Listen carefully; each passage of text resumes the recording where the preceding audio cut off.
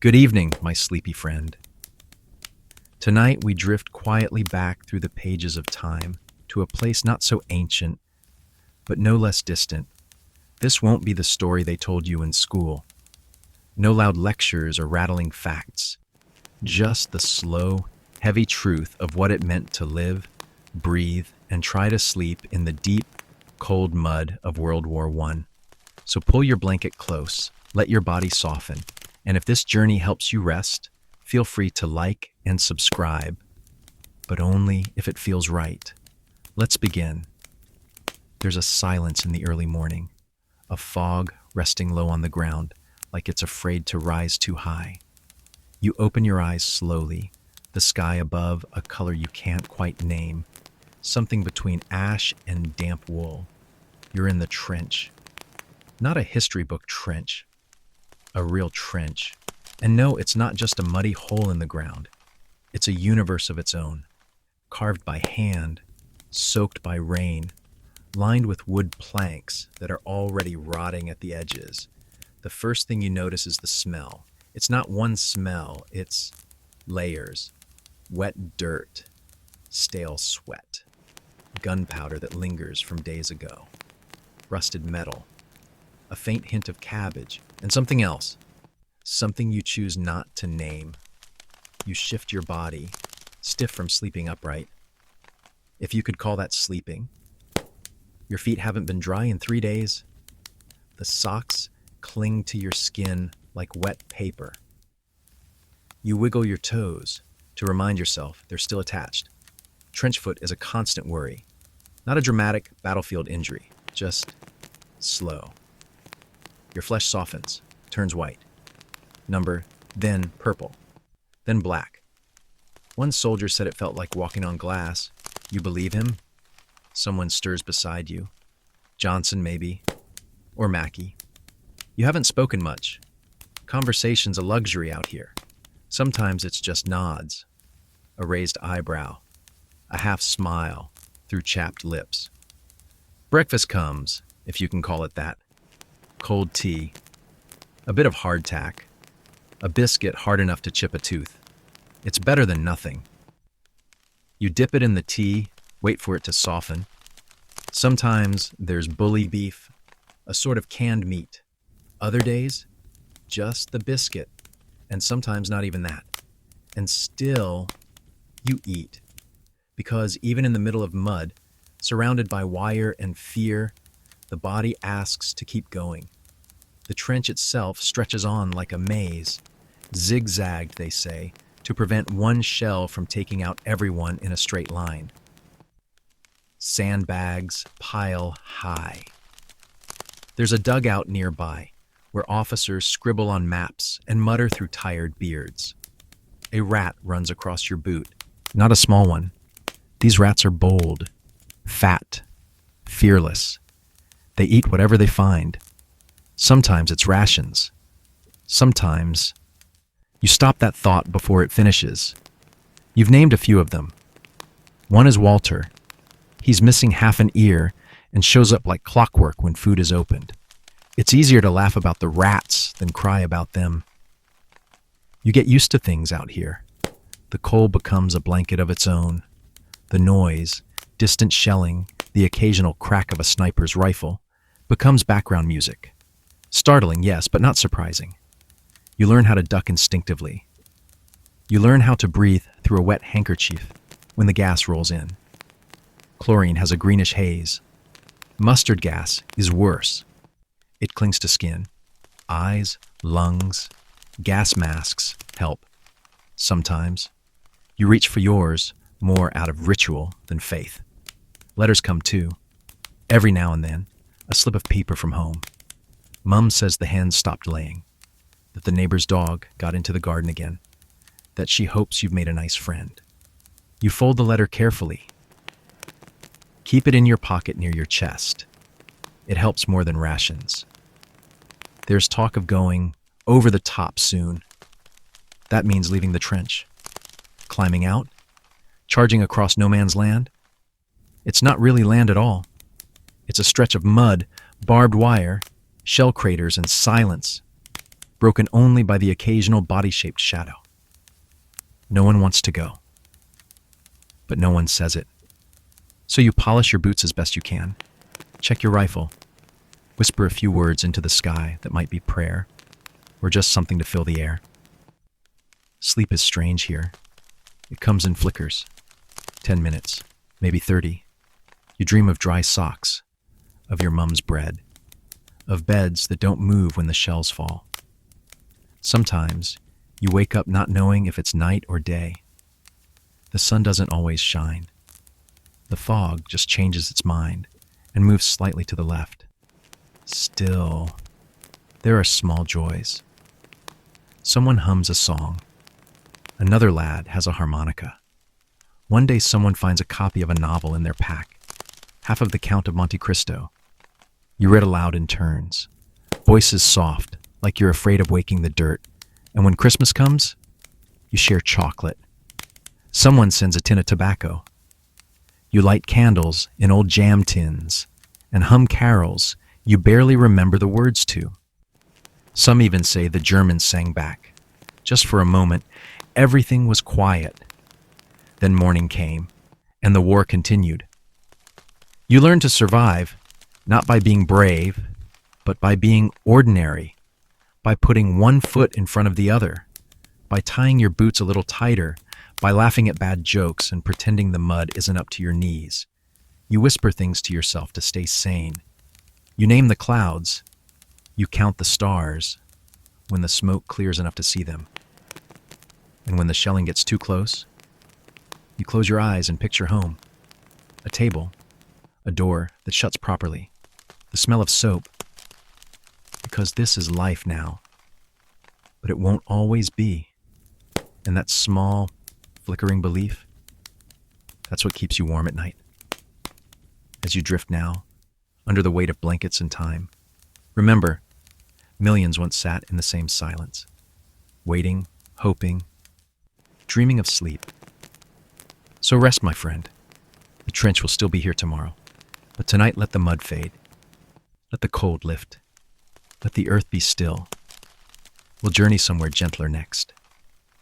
And now, as the fog rolls over those quiet fields, let's wander somewhere new. Certainly, sleepy traveler, the rain has stopped, the mud has dried, at least for now. We leave the trenches behind and step into another chapter of our quiet wander through time. Let's drift now to a different kind of struggle. Not gunfire, not barbed wire, but something quieter, and in some ways, more cruel. The struggle of endless routine, of being watched, counted, measured, scrubbed, and sent to bed hungry. Welcome to the Victorian workhouse. Not a place of punishment officially, but, well, let me tell you how it felt. First, the building itself, a gray slab of stone with high walls and narrow windows.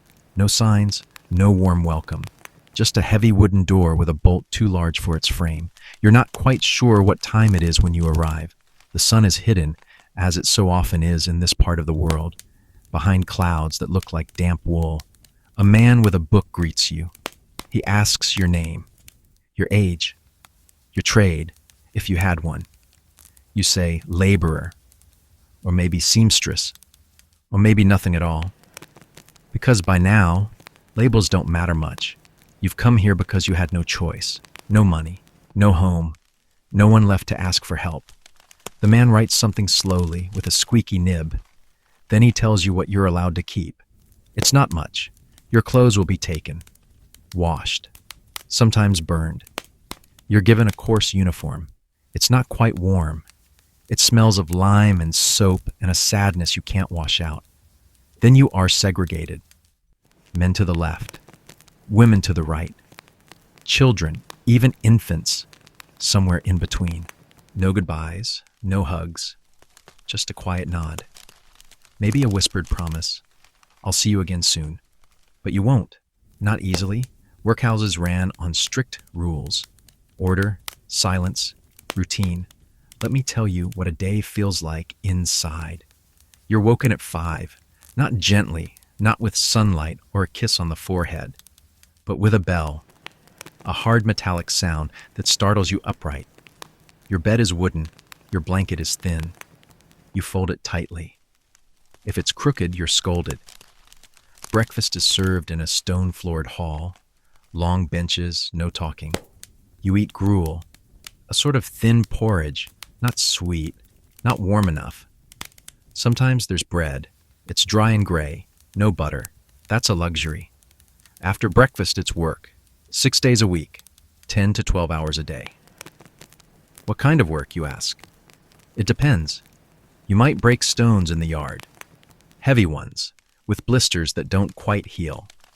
You might pick oakum, pulling old rope apart, fiber by fiber, until your fingers bleed. Children were often given this task. Their hands were smaller, better suited to the cruelty. Or maybe you're sewing. Uniforms, bags, anything that could be sold to help pay for your stay. You get a short break for lunch. Soup, maybe. More bread. Then back to work. Always under watch. Always silent. If you speak, you lose food. If you cry, you're ignored. If you disobey, you're isolated. Now here's something curious. The workhouse wasn't supposed to be cruel. It was meant to be helpful. A place for the poor to survive. But the idea was to make it just uncomfortable enough that no one would want to stay. Charity. With strings. So everything was just enough. Enough food to stay alive. Enough heat not to die. Enough sleep to keep working. But never enough joy. Children in the workhouse had their own routine. They were taught letters and numbers, but mostly they were trained for labor. Girls were shown how to clean, to cook, to sew. Boys learned farm work, or how to work a loom. But always, they learned how to obey. There were rare moments of kindness. A nurse with soft eyes, a cook who slipped you an extra potato, a priest who let you sing during evening prayers. But those moments passed like clouds, just enough to remind you of the sky. At night, you returned to the dormitory, rows of beds, no privacy. You changed into your nightdress, folded your clothes, lay flat. You were expected to fall asleep without speaking, without crying, without remembering what it felt like to choose your own bedtime. And in that stillness, your thoughts wandered to the world beyond the gates, to a family you once had, to a loaf of bread you didn't have to earn. Sleep didn't always come. Sometimes you stared at the ceiling until morning, and sometimes you dreamed. Strangely, dreams were where you lived freely. In dreams, the doors had no locks. The meals were warm. The air didn't smell like soap and sorrow. And you could hold someone's hand just because you wanted to. Some people stayed in the workhouse their entire lives.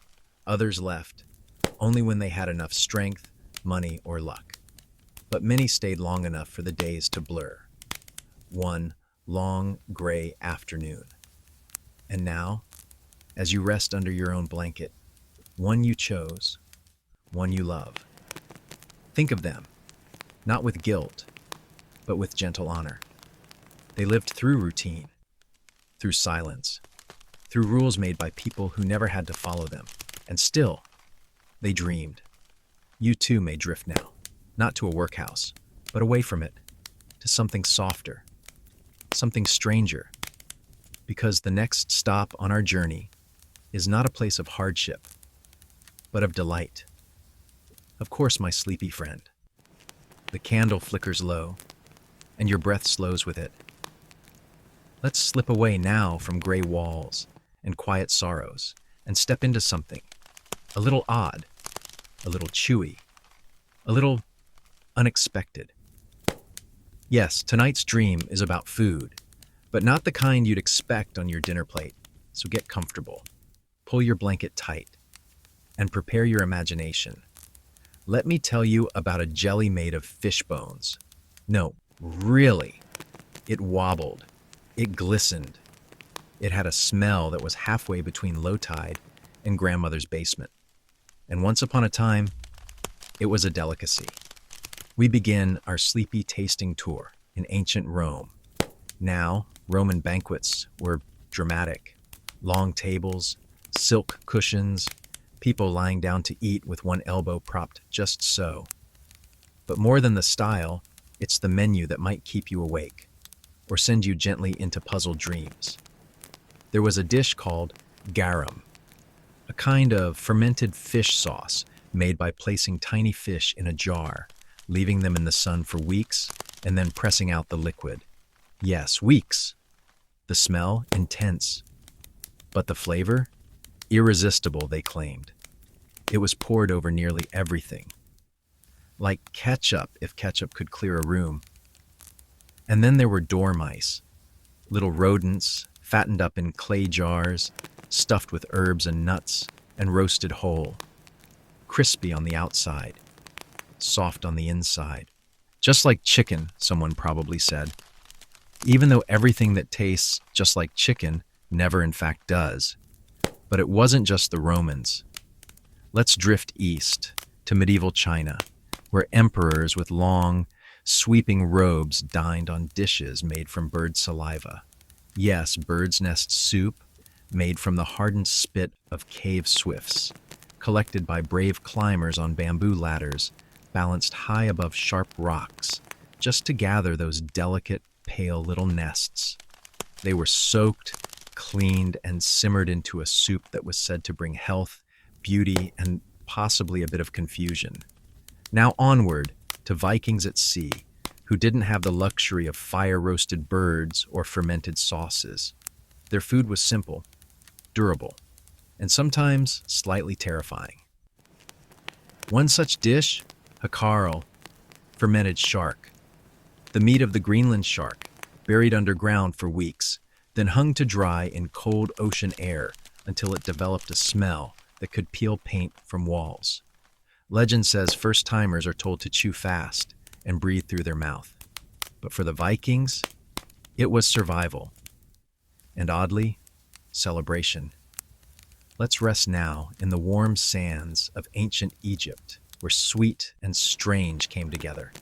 The Egyptians made candy, not with sugar, but with honey and spices. And on special days, they dined on roasted locusts. Crispy, protein-packed, dusted with salt and herbs. Crunch, crunch. If you're not fond of that idea, don't worry. Neither were some of the nobles, who stuck to bread, beer, and dates as sticky as warm glue.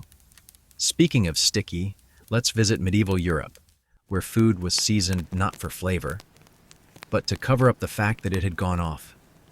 Spices were valuable not just for taste, but to make slightly questionable meat taste slightly less questionable.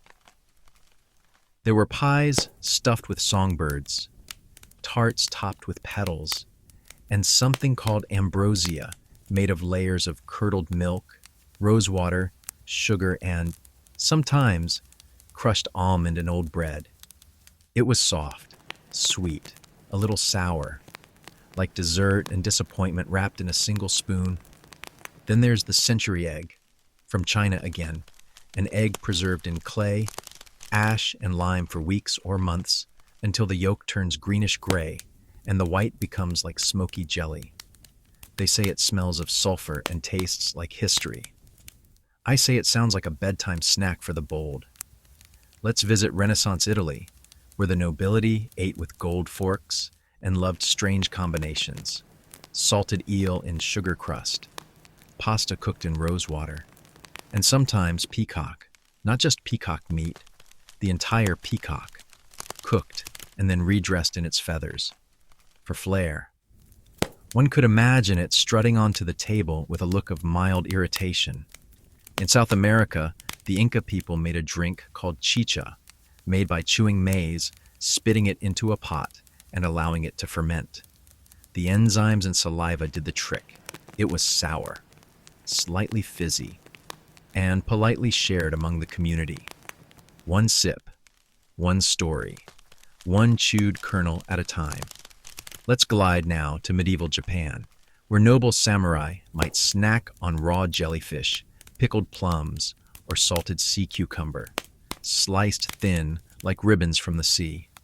And in colder parts of Siberia, people once enjoyed frozen fish, eaten raw, sliced like sashimi while still icy, crunchy, briny, a bit like chewing the sea breeze. We mustn't forget the Aztecs either, who adored roasted axolotl, a salamander with a wide smile and regenerating limbs. In times of celebration, it was roasted with chili and herbs.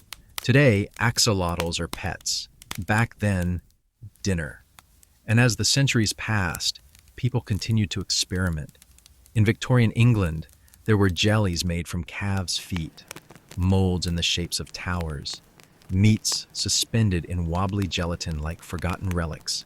There were eel pies, beef tongue, and blood pudding, a sausage made with oats and the fresh blood of pigs. To wash it all down, a nice warm glass of posset, milk curdled with ale, sweetened with honey, and spiced with nutmeg. Now that, my friend, is a bedtime drink. And yet, despite it all, the spit, the slime, the scent of sulfur and boiled things, each dish had a story, a season, a tradition. It filled bellies, started festivals, won hearts. It made people laugh, gag, cry. And most of all, remember, because strange food always leaves a memory. And so, as you lie here in your quiet room, where dinner is likely far more ordinary, smile at the thought that once, somewhere, someone curled up by a fire with a slice of eel pie and thought, "This is the best part of my day." And now, as the embers glow and your stomach gurgles, not from hunger, but from wonder, we'll tiptoe toward our next tale. A place where work was not strange, but endless. Of course, my dear listener, stay tucked in. The moon is high now, casting long shadows over forgotten tools and tired bones. As your breath softens and the night deepens, let us drift back, not into dreams of royalty or feasts, but into the worn hands and aching backs of those who worked harder than you could ever imagine. Let me tell you about tiredness. Not the kind you feel after a long day at the office. Not the yawn after dinner kind of tired. No, this is a tiredness that begins in the soles of your feet and rises like cold smoke up your spine. It settles in your bones, and it stays there. Forever. Long before alarm clocks, cubicles, or even shoes. People worked. And not just worked, toiled. Bled carried, hauled again, and rarely rested. Imagine now you are an ancient Egyptian stone hauler. The sun above is not warm, it is angry. The sand beneath your sandals is hot enough to sting. You squint as you tug a massive block of limestone across the desert, not with wheels, not with magic, but with ropes, levers, and sweat. The men around you grunt in rhythm. Feet press into the sand, shoulders strain. This block isn't for your house. It's not for anything you'll ever use. It's for a pharaoh's tomb, someone else's forever home. And you've been lifting these blocks since the season of the inundation, and you'll keep lifting them until your back gives out like an old rope. Break for water? Maybe, if the overseer feels generous, and even then the water is warm, slightly gritty, but precious all the same. Or perhaps you're a Roman galley slave, chained to a bench, the sea air salty on your lips. The drum beats slowly, then faster, and you row, pulling your oar with every shred of strength left in your arms. You row when it rains. You row when it's hot. You row when your blisters crack and blood mixes with the sea spray. And you try not to think about how many days you've been doing this, or how many are left.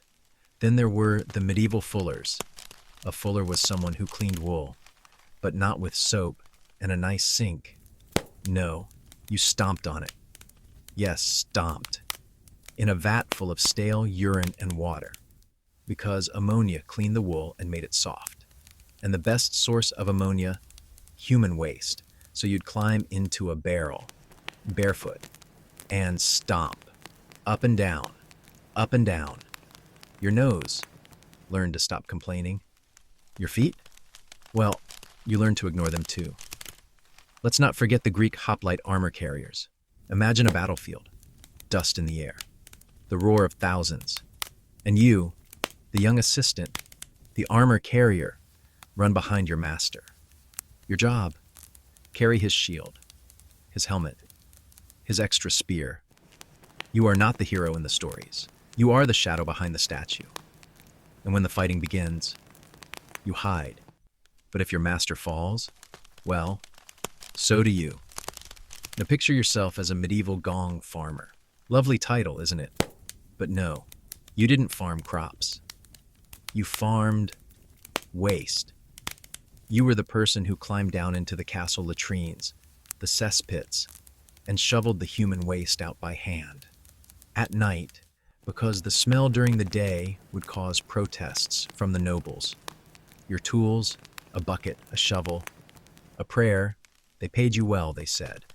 But you didn't exactly get invited to dinner. Let's turn now to ancient Mesopotamia, where you were a reed cutter. You walked waist deep into marshes, bugs bit at your arms, leeches clung to your legs. You cut reed after reed for building homes, roofs, and baskets. The reeds were sharp. They sliced your hands. You bundled them together, slung them over your back, and did it again. And again. Until you forgot what dry felt like. In cold northern Europe, there were the peat diggers. They pulled blocks of heavy, wet earth from bogs, slicing and stacking them to dry as fuel. The bog smelled ancient, like moss and decay and secrets. You worked in silence with frozen hands and cracked nails, and when it rained, the bog simply swallowed your footprints and pretended you'd never been there. In imperial China, there were the salt miners. They chipped away at crystallized salt in deep, humid caves. Salt dust coated your hair, your lashes, your lungs. You coughed salt, you sneezed salt, you sweated salt. And at night, your back felt like stone, curved from the weight of too many sacks. Others worked in tanneries, soaking hides in lye and water, then scraping them with blades until their hands ached. The stench, overpowering. But the pay? Enough for a crust of bread. Maybe. Then, of course, there were the child chimney sweeps of 18th century England. Small boys sent up narrow chimneys, scraping soot with bare hands, coughing it into rags. Sometimes they got stuck. Sometimes they fell. But mostly they survived, grew older, then sent their sons into the soot. And what about the builders of the Great Wall of China? Stone upon stone, in heat, in snow, over mountains and valleys. They say you could see the wall from space. But what you wouldn't see? The hands that built it, the broken backs, the tired feet, or the countless who never saw the finished wall at all, because they became part of it. So now, as you lie here, not hauling bricks or stomping wool or rowing into the wind, feel the softness beneath you. Let your fingers relax. Let your toes uncoil. You are not a gong farmer. You are not a galley slave. You are someone who has traveled gently through time tonight and come back safe. And though your day may have been long, it was not made of leeches and lye, smoke, and soot. Just remember, someone once worked so that someone else could rest. And tonight, it's your turn to rest. Because next, we're heading into something very different. Not work, but something far stranger. Something to do with sleep.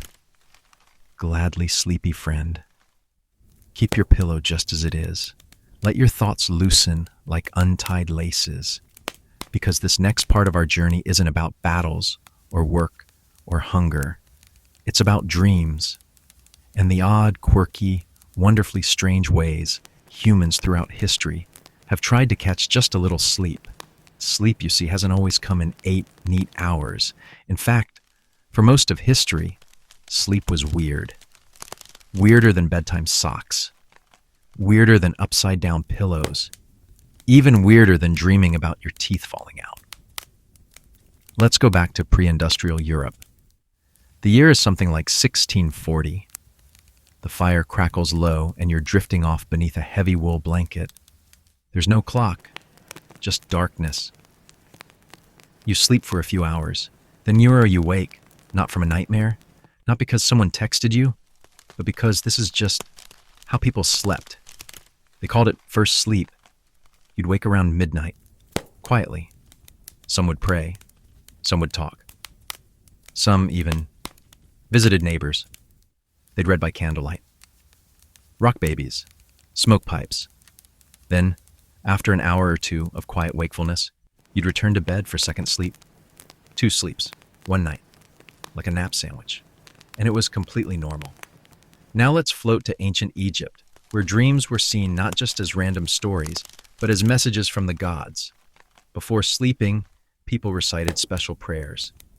They might even visit a dream temple where priests helped interpret the strange symbols that visited them at night. Imagine sleeping on a stone slab under a painted ceiling, waiting for a dream to tell you what to do with your life. Some dreamed of crocodiles, others dreamed of fish, and a few claimed to speak with the dead. From gods to goats, everything meant something. Now, in medieval Europe, night wasn't quiet for everyone. There were night watchmen, people who patrolled the streets with sticks and lanterns, calling out the hours. They'd shout things like, 2 o'clock and all is well, which was comforting, unless you were trying to sleep. Some folks got used to it. Others stuffed their ears with wool. Then there were nuns and monks, whose sleep schedules were broken by canonical hours, fixed times of prayer throughout the day and night. They'd rise in the middle of the night, chant by candlelight, then return to bed. Their dreams were filled not with wild beasts, but soft hymns and quiet footsteps. Let's cross over to Japan, where the art of sleeping was simple and sacred. Futons were laid directly on tatami mats, thin, firm, and refreshingly unfluffy. Pillows? Not the cloud-like ones you know. Often they were filled with buckwheat or even made of wood, shaped to support the neck. It sounds uncomfortable until you try it. Then it feels like sleeping on order itself. In the Victorian era, things got a bit complicated. People believed fresh air was essential to good sleep, so they cracked open windows even in winter. They wore long nightgowns, drank warm milk, and placed heavy bed curtains around their beds, not for style, but to keep out drafts and supposedly ghosts. Yes, ghosts. A cold breeze was thought to be an invitation to the supernatural, so better to block it with a nice velvet drape. Now let's peek into the world of elite Romans. They often slept during the day. A post-lunch nap, called a meridiatio, was common. Their nights, sometimes wild, sometimes quiet. Beds were soft if you were wealthy. Mattresses stuffed with feathers or wool, but for soldiers and farmers, straw, or even just a cloak on the ground. They believed sleeping on your left side helped digestion, and snoring, considered perfectly natural, unlike modern times, where we spend billions trying to stop it. Now in rural Scandinavia, long winters meant long, dark nights, so people slept more, much more. They might wake only for a meal, then crawl back into bed. It wasn't laziness, it was survival, a kind of human hibernation. Meanwhile, in South America, some native groups slept in hammocks, swaying gently in the breeze, above the ground, safe from snakes and scorpions. They say once you learn to sleep in a hammock, you never want a flat bed again. And now, for something really strange. In 18th century England, there were people called watchers, hired to sit with the wealthy while they slept, not to protect them from burglars, but to ensure their sleep was undisturbed. They sat silently in the corner, ready to relight candles, chase away mice, or call for tea if the dreamer stirred. Imagine hiring someone just to guard your dreams. And then there's the curious case of Napoleon Bonaparte, who reportedly slept only 4 hours a night. Some say he believed sleep was for the weak. Others say he simply had too many wars to plan.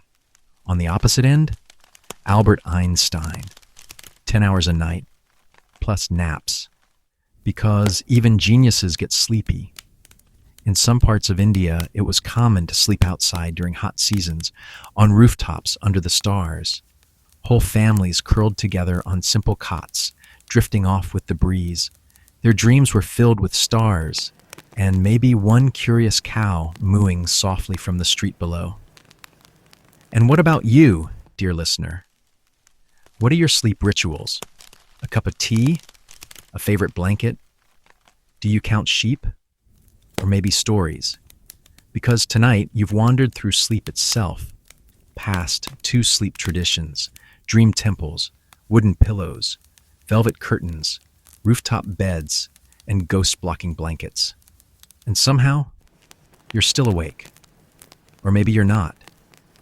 Maybe your breathing has slowed. Your limbs have softened. Maybe your eyes are closed and your thoughts have melted like candle wax on a warm sill. If so, that's perfect, because the next place we'll visit is strange, but not sleepy. It's glowing. It's dangerous. And it involves a job that sounds peaceful until you learn the truth. Keep resting. Your breath is like gentle waves. The night is deep now, and we tiptoe forward into the glow. Not the warm flicker of candlelight, but a strange, eerie shine. Soft, beautiful, and deadly. This chapter may begin with grace, but it ends in something else entirely. Imagine for a moment that your job sparkled, that your fingers glowed in the dark, that your teeth shimmered faintly after a long day of work, that when you walked home at night, you left behind a faint, glittering trail. And everyone said, "How lovely!"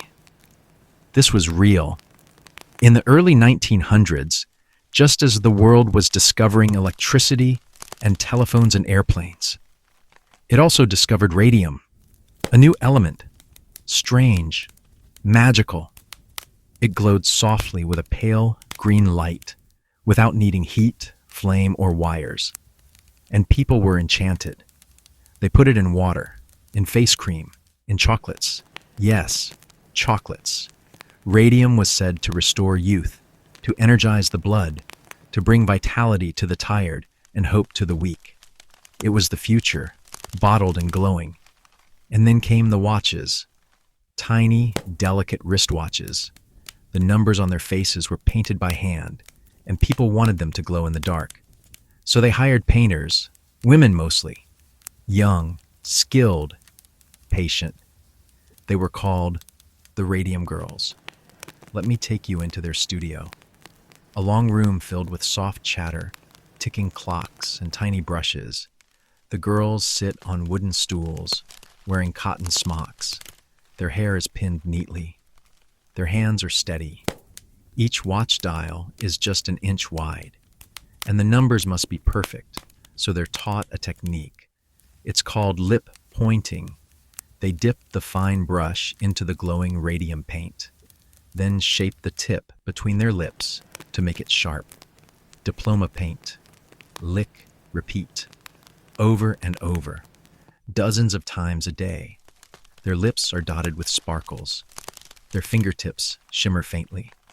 At night, when they undress, their skin seems to shine in the dark. They giggle. It feels like magic. And the supervisors say it's safe. In fact, some of the girls paint their teeth with the radium just for fun, to make their smiles glow at parties. No one worries. Why would they? Radium is progress. One girl, Grace, jokes that she looks like a fairy at night. Another, Molly, says she doesn't need a lantern when she walks home. Their clothes glow softly in their closets. Their bed sheets twinkle faintly. It's all so beautiful until it's not. Months pass, then years, and one by one, the girls begin to feel tired. Not ordinary tired, but deep tissue tired. Their jaws ache, their teeth loosen. Some of them have abscesses that don't heal. Dentists are baffled. They remove teeth and find the bone itself crumbling beneath. It's not just cavities. It's not an infection. It's something far worse.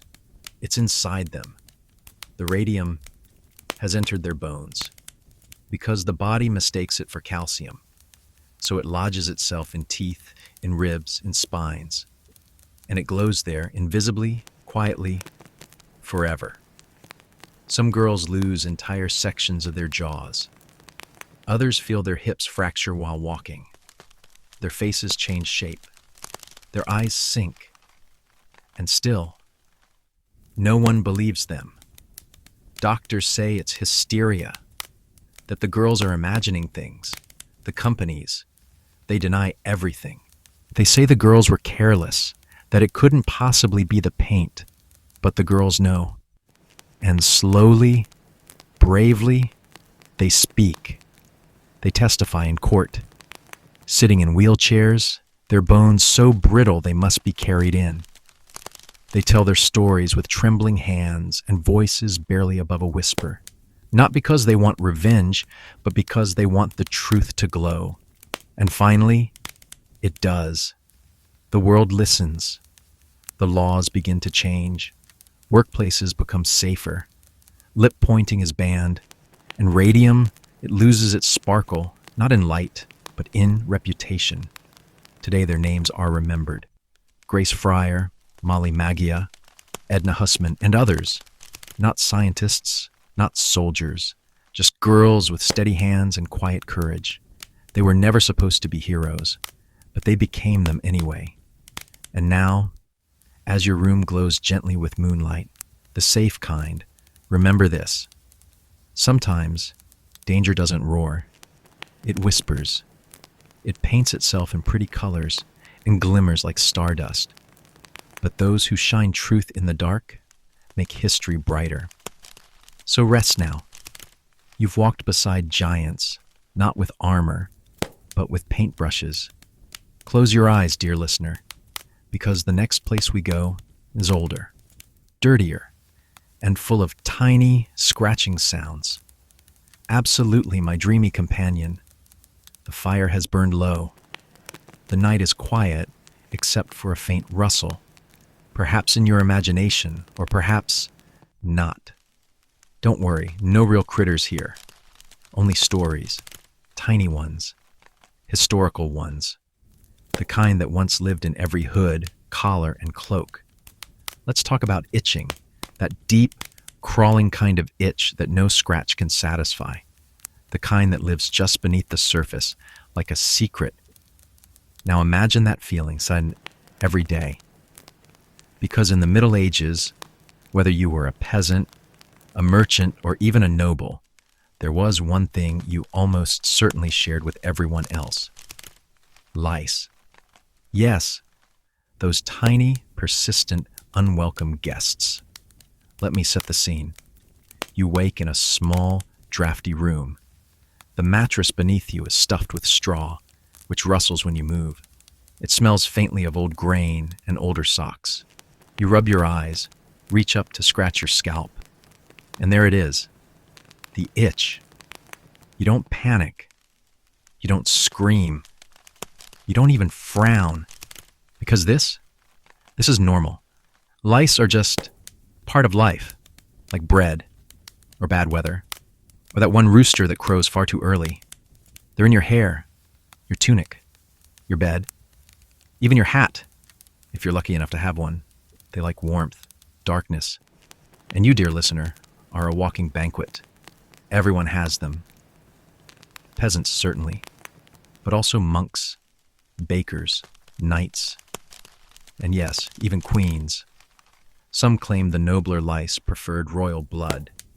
Others said that was nonsense, but no one argued that lice were everywhere. So what do?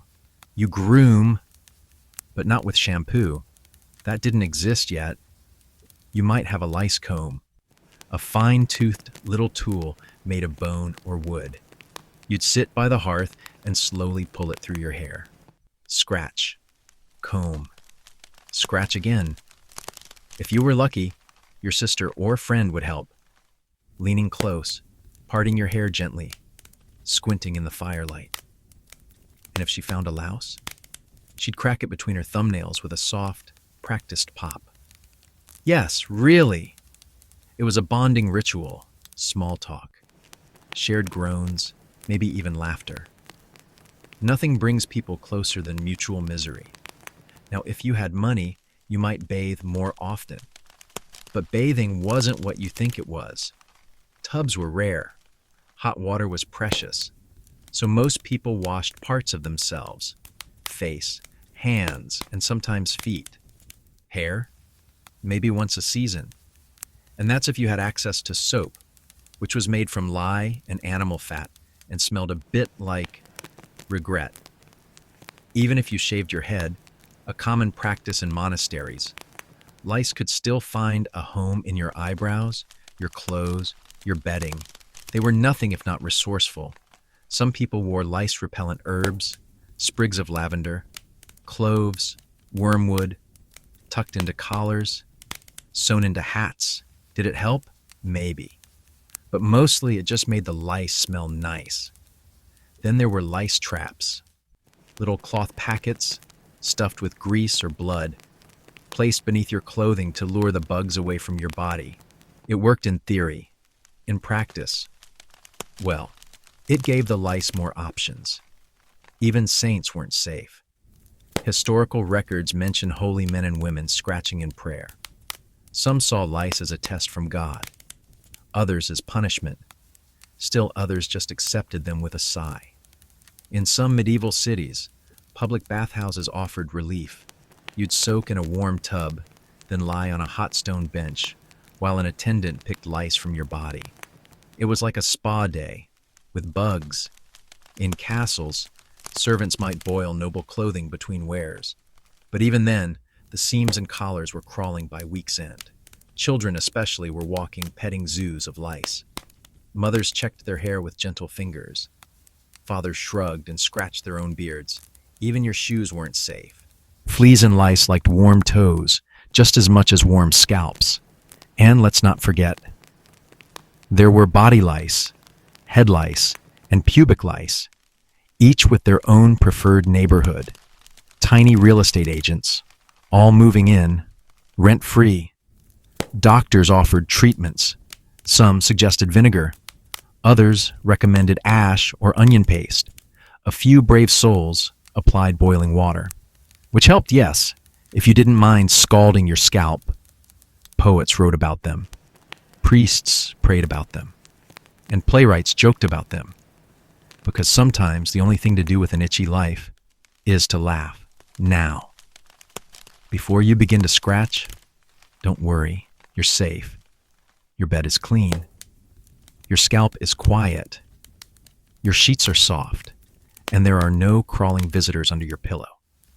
Just memory, just story, just history, and the memory of those who scratched before you, day after day, with patience, with humor, and with the tiniest bit of hope.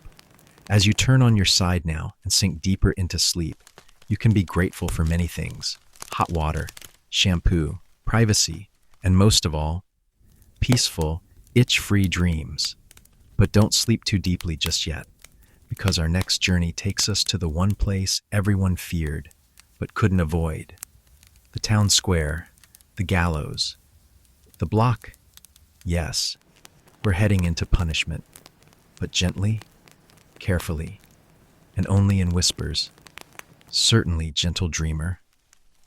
Let the hush of night stay wrapped around you like a velvet shawl. Keep your breath slow, your pillow cool, and your curiosity soft and flickering like lantern light. For now, we wander into a peculiar place. Not cruel, but curious.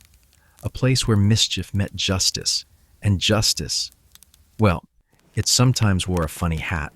Let me tell you a bedtime story about consequences, but not the frightening kind. Not the kind that chase you through dark woods or echo through stone corridors. No, these are odd consequences. Embarrassing, bizarre, occasionally damp. In short, very human. Let's begin in medieval England, where a baker has done something unspeakable. He sold a loaf of bread. That's too light. He shorted the weight, cheated the scales. So what's his punishment? He must walk through the village with the offending loaf, tied around his neck, while the townspeople jeer and point and whisper. Yes, the punishment is a bread necklace. Imagine the crumbs, the pigeons, the shame. And yet this wasn't cruel. It was symbolic, an echo of fairness in dough form. And the people remembered. Now picture a drunkard in 17th century France. He's been rowdy one too many times. So the local constable hands him a barrel. But not for ale. He must wear it. A full barrel, hollowed out, with holes for arms and legs, like a giant wooden onesie. He stumbles down the street as children laugh and wag their fingers.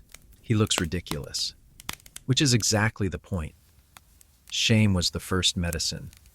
Laughter, the second, and memory, that was the cure. In Germany, a woman who spread too much gossip might find herself fitted with the shrew's fiddle. It sounds like an instrument, and in a way, it was. A wooden contraption that locked her wrists and neck together, forcing her hands to stay just inches from her face. She couldn't eat. She couldn't scratch her nose. All she could do was think. And sometimes they locked two gossipers together, face to face, until their quarrel softened into awkward silence. Imagine trying to stay angry while your nose is touching someone else's. Eventually, someone sneezed, and that was the end of it.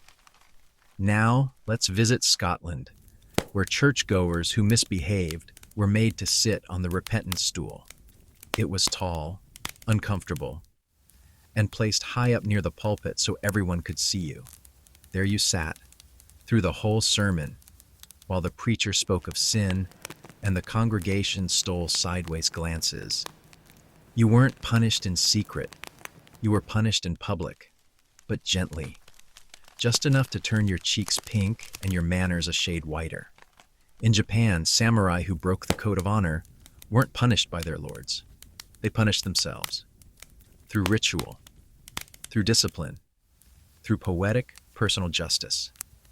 But for the common folk, sometimes justice wore a mask, like the kitsunemen, fox-faced punishment masks worn by liars. One version had a long nose, exaggerated lips, and eyes too wide. You were made to wear it in the square, a walking moral lesson. The longer your lie, the longer the nose. Sound familiar? Then in ancient Rome, there was the punishment of silence. If a soldier betrayed his legion, even slightly, he wasn't whipped or executed. He was ignored. No one spoke to him. No one sat with him. No one acknowledged his presence for days, and many said it was worse than any beating, because humans need sound. We need laughter. Even a scolding feels better than a blank stare. Now, in early colonial America, if you misbehaved at school, you might be made to wear the dunce cap, a tall pointed hat, white, plain. You'd sit in the corner with your cheeks burning while the others whispered. But don't worry, this wasn't universal. And the teachers, some were kind, others simply tired. And sometimes the hat didn't teach a lesson. It just taught how heavy shame could be. In Russia, if a tradesman cheated a customer, he might be made to stand on a barrel in the town square, holding a sign that read, "I lied." The punishment wasn't physical, but the height of the barrel made sure everyone saw him. And once the sign came off, he rarely did it again. And finally, there was the scold's bridle, a metal mask placed over the mouth of someone who talked too much or too cruelly. It was harsh, cruel even, but thankfully, rare. Most towns preferred laughter to metal, words to silence, and stories to shackles. So now, as you nestle deeper into your covers, you can be grateful that your mistakes, however small, are forgiven quietly. There are no bread necklaces in your closet, no wooden barrels waiting at your door, just dreams, just sleep, just the soft, strange stories of long ago wrongdoers, and the gentle art of being taught a lesson with a wink, a nudge, or a particularly scratchy stool. And now, as justice fades into shadows, we tiptoe towards something truly peculiar, a place where fashion met function, where your belt might hold a knife or a cup or a live bird. Yes, it's time to get dressed. Of course, my quietly curious friend.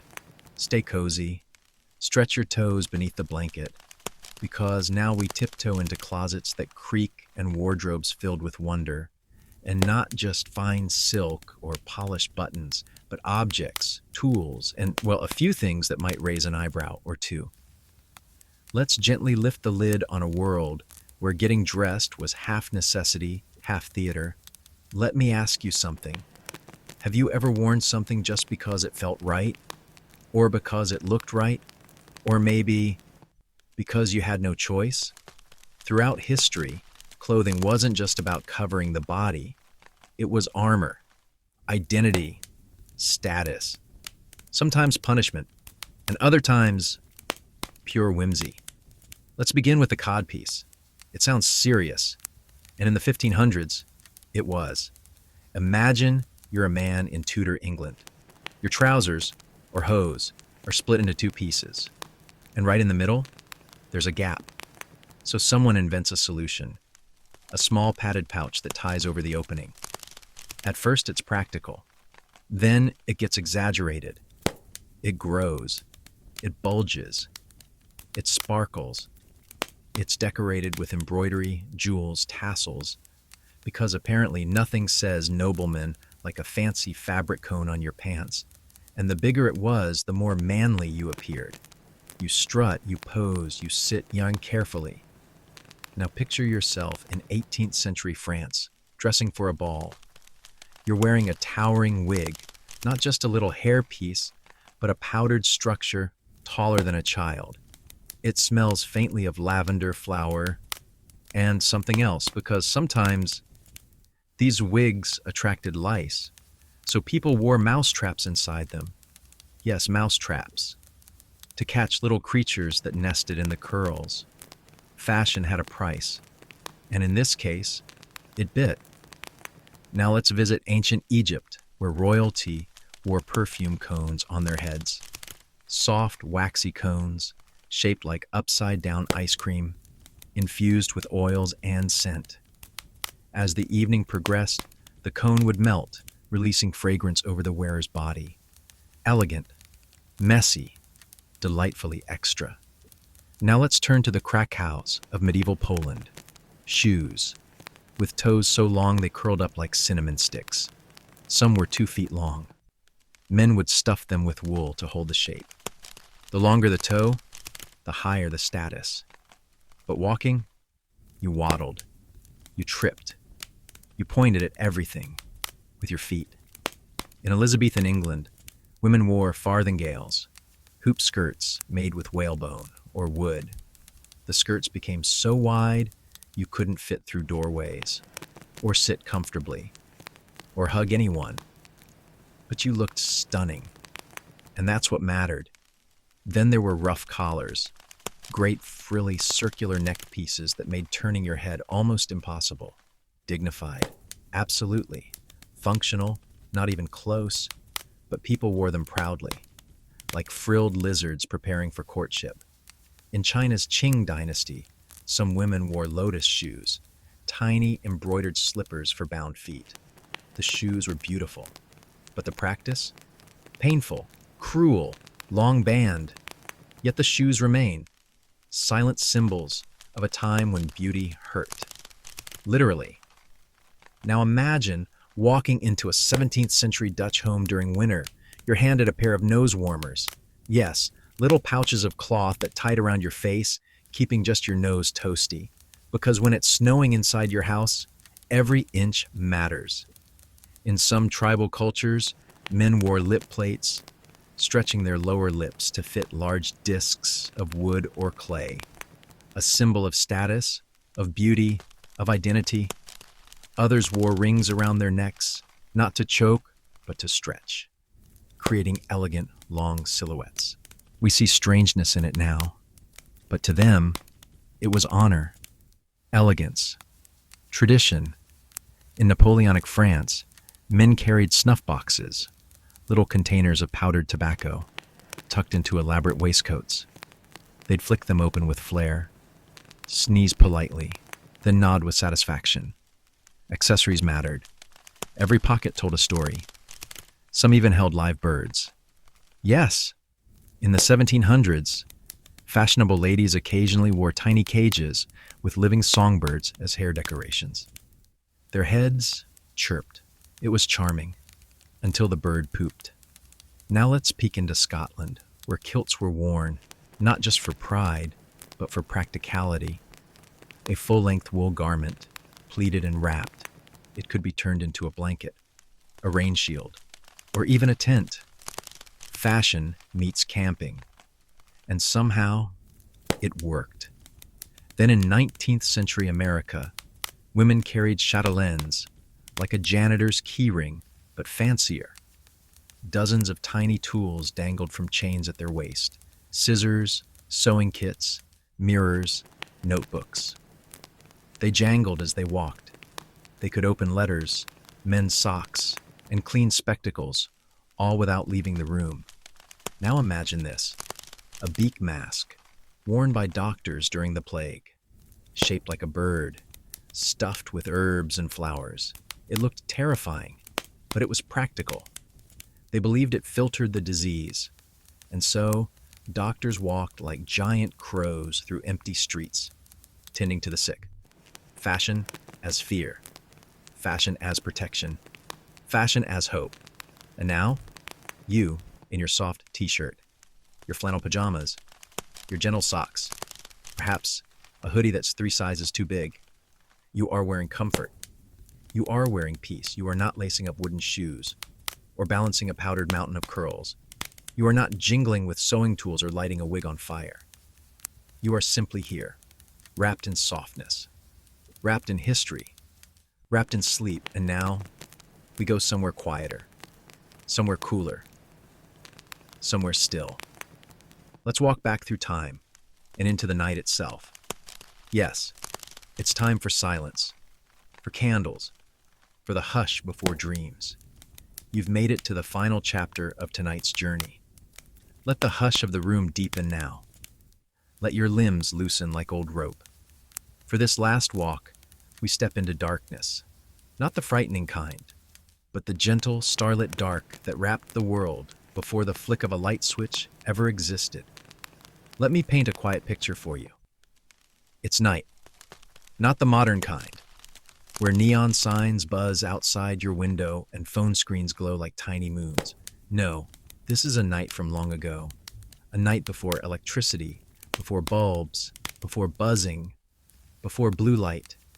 The sun has set, and when it sets, it really sets. Darkness falls like a quilt, heavy, quiet, and everywhere. The house creaks softly. The fire sighs low in the hearth. You reach for a candle, but pause, because candles aren't cheap. They're made by hand, from beeswax or tallow, shaped in molds or hand-dipped again and again. Each one is precious. Each flicker, a little coin of light. So you light just one, maybe two, and the shadows stretch like long cats across the walls. They dance, they breathe, they listen. You don't move too quickly. You don't stumble towards switches, because there are none. Instead, you carry your little flame from room to room, cupping your hand around it like a secret. It flickers when you breathe. It bends when you walk. And it reminds you, light is not a given, it's a gift. Outside, the world has fallen into true black. If you look up, the sky is wild with stars, not a sprinkle, a flood, a tapestry. There's no light pollution, just the Milky Way stretching like spilled sugar across the heavens. And sometimes the moon is so bright it casts shadows on the grass. People once called it a night sun, enough to read by, enough to walk by, enough to dream beneath. But on clouded nights, the dark is thick. It swallows paths. It hides fences. It softens the world into mystery. So you stay inside. You tuck in early and sleep like the night comes sooner. Inside, there are routines. Maybe a bit of reading aloud by candlelight, the flicker of flame dancing across the pages, or mending clothes, your needle catching the light just enough. Children huddle close. Elders tell stories. Knitting continues in the background. The faint click, click, click, like a lullaby. Some houses had rushlights. Thin reeds soaked in animal fat, burned slowly like budget candles. Others had oil lamps, filled with fish oil or olive oil, their scent faintly sharp but comforting. In colder regions, people gathered in hearth rooms, the only warm place in the house. They sat on benches or huddled on rugs made from whatever was handy. Old sacks, stitched wool, animal hides. Their voices were soft, because soft was warm, and soft was safe. Now imagine a medieval town at midnight. The streets are dark, so dark, the only lights? Maybe a window glow here or there, maybe a lantern swinging from a watchman's pole. You hear the slow steps of someone on patrol. He might call the hour aloud. 3 o'clock and all is well. A comforting sound. A reminder you're not alone in the dark. Sometimes candles were placed in glass boxes to protect them from wind. Sometimes people went without, letting the dark do what it does best. Erase. You didn't do chores after dusk unless it was urgent. You didn't write letters or count coins. You slept, or you dreamed, or you simply waited. The dark wasn't scary. It was necessary. In rural cottages, beds were built into wall nooks, wooden sleeping boxes you could close with shutters. Warmth stayed trapped.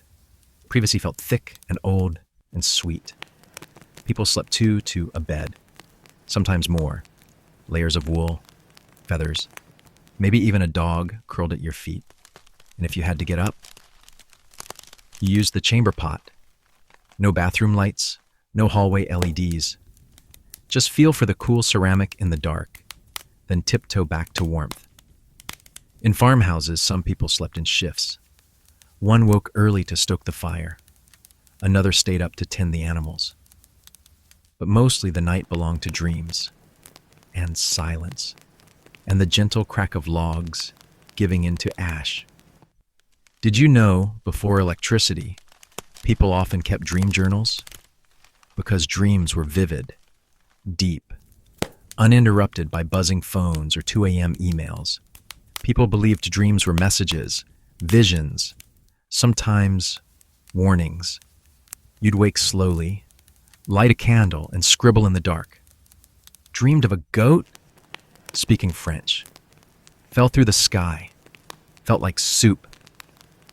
Strange, but memorable. Even in cities, nighttime held a rhythm.